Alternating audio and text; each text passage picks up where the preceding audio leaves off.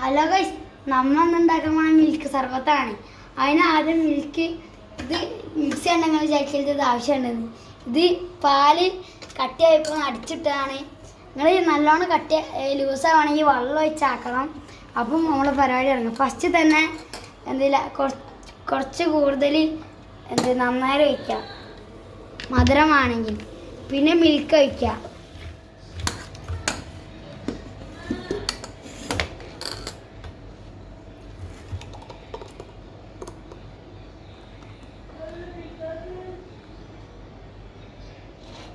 എന്നിട്ട് മിക്സ് ചെയ്യാം.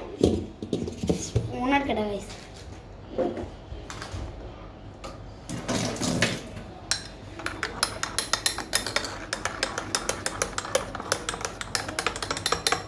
ആരും ലൈക്ക് സബ്സ്ക്രൈബ് ചെയ്യാൻ മറക്കല്ലേ.